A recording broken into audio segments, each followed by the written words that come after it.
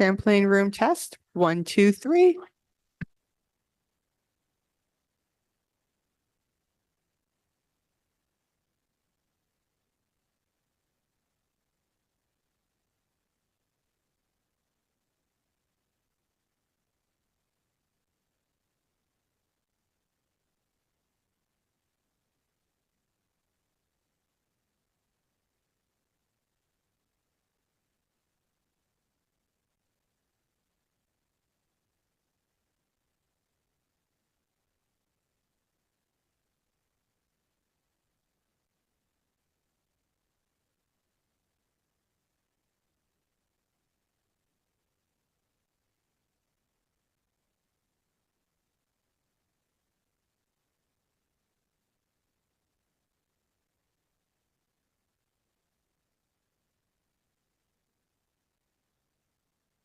Describe test, 1, 2, 3.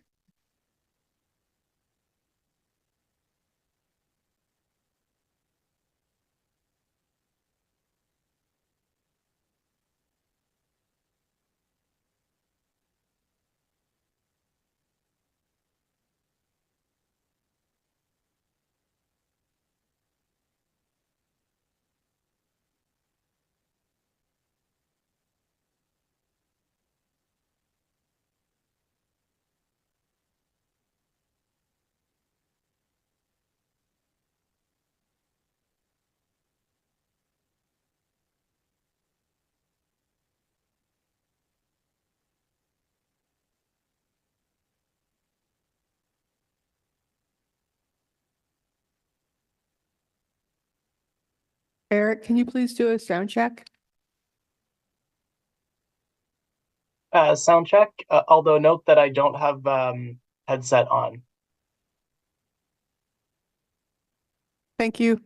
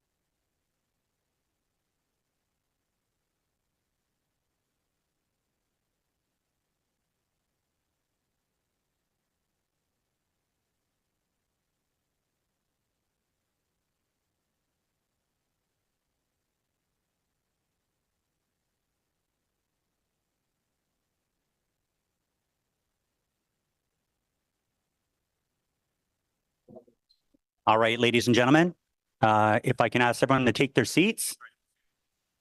We're having way too much fun at this committee. All right.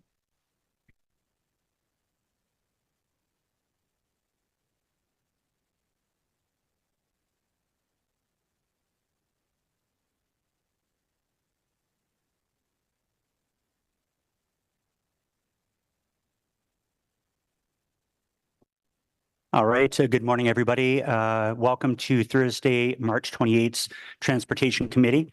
We acknowledge that we're located on the unceded territory of the Algonquin Anishinaabe Nation. The cultures and presence have been nurtured and continue to nurture this land. At this point, I'll ask our committee coordinator to do roll call, please. Councillor Bradley? Here. Councillor DeRuse? Here. Councillor Desroches? Présent. Councillor Devine? Here. Councillor Dudas? I'm here. Councillor Johnson? Here. I'm sorry, Councillor Gower? Here. Councillor Lowe? Here. Councillor Luloff? Present. Councillor Troster? Vice Chair Kitts? Here. And Chair Tierney? Here. Thank you very much, coordinator. So just before I slip into the agenda clearing component, I just want to say, first of all, thanks to Councillor DeRuse. This is your first IRL in real life transportation committee. You look better in person. That's great. I also did want to point out that I know a few of our colleagues had to jog back from the Shaw Center today. Big wins as transportation chair and as vice chair of transportation. We're quite happy, obviously, to see two main things in the south end of the city, which I know Barnsdale Road affects even Councillor DeRuse, and most specifically the upload of the 174, which is great news for the East End councillors. I see Luloff, I see Dudas cheering away there. So that's great news. So I just want to add those 2 cents. I'm sure there's going to be a lot more detail to come, but it's a big win for transportation in the city today. So first of all, we have declarations of interest, seeing none. A confirmation of minutes 10, Tuesday, the 22nd of February, 2024. Are those minutes carried? Thank you. We do have response to inquiries. No one we're looking to lift any of the response to inquiries. Seeing none. We have no in-camera items for today. Information previously distributed. You can see 6162. It's a delegated authority for the 2023 by Department of Planning, Real Estate and Economic Development. Exciting stuff. And Planning, Real Estate and Economic Development Department 2023 Delegated Authority Report. Motions which have been previously given, that item has now been withdrawn. So thank you. Is that correct? Oh, yeah. I'm just getting on to that. I know. So I know you want me to go quicker. We have Councillor Lowe's curbside weeds. We don't have any delegations to speak to that item, no presentations. So is that item carried? Carried. Great. Congratulations, Councillor Lowe. Notices of motion for Councillor Gower on behalf of Councillor Leeper. Councillor Gower. Thank you. Whereas a portion of the Wellington Street West right-of-way between Garland Street and Hilda Street fronts on the existing Somerset Square Park, and whereas the site plan control approval for the properties located at 961 to 979 Wellington Street West and 26 to 40 Armstrong Street indicate in a landscape plan that the Wellington Street West right-of-way between Hilda and Garland is to be regraded and repaved at the developer's own cost, along with other improvements per an approved landscape plan for the site.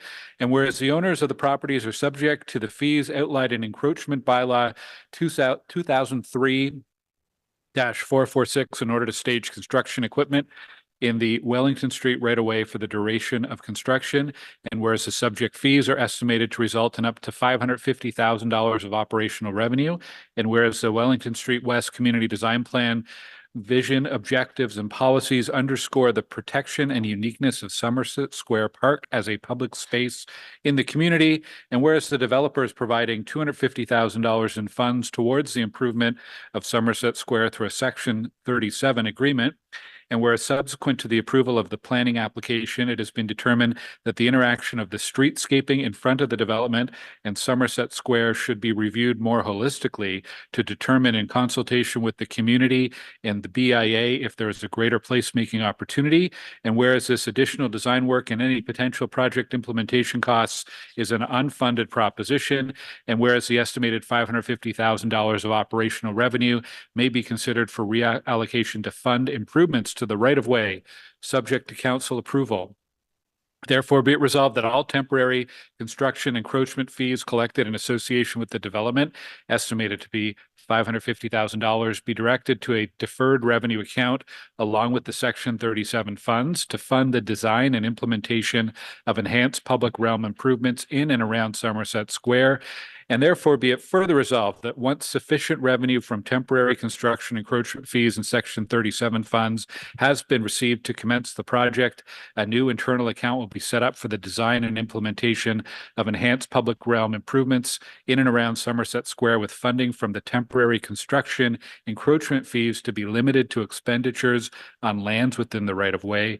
And therefore, be it further resolved that at the conclusion of these works, any residual temporary construction encroachment revenue in the internal order be returned to Planning, Real Estate, and Economic Development Department General Revenues. Thank you. Thank you, Councillor Gower, for Councillor Leeper chewing up 3.5 minutes of time. We'll deal with that next meeting. And I know Councillor Bradley has a great inquiry. So inquiries, Councillor Bradley. Thank you very much, Chair. It can be difficult for people with disabilities to find on-street parking spaces that are accessible due to considerations such as adjacent traffic, curb ramps, depressed curbs, sidewalks, space constraints, proximity to nearby accessible entry points, and proximity to reserved use lanes for cycling and transit. The accessible parking permit entitles holders to special parking privileges, including reserved off-street parking spaces and exemptions for on-street parking. However, ongoing construction and public spaces redesign and renewal has decreased both the number and availability of on-street parking spaces and APP privileged spaces. The loss of these parking spaces over time has created a significant barrier to the fair and equal participation of people with disabilities in our city. In 2019, the Accessibility Advisory Committee put forward a motion requesting that the City of Ottawa adopt formal policies and practices that will promote and protect the availability of accessible on-street parking supply. Feedback from the AAC and the community has repeatedly demonstrated clear concerns surrounding the need for demarcated APP holder-only on-street parking spaces to address this issue. So the question is, have staff looked into the possibility of expanding the APP on-street parking privileges to include the creation of these reserved accessible on-street parking spaces? Thank you, Councillor Bradley. They'll respond to that inquiry. Number 10, other business, seeing as there's none. Adjournment, the next meeting will be April 25th, 2024, and that is 7 minutes, and 3.5 minutes were chewed up by Councillor Leeper's motion. So thank you everyone for coming out today.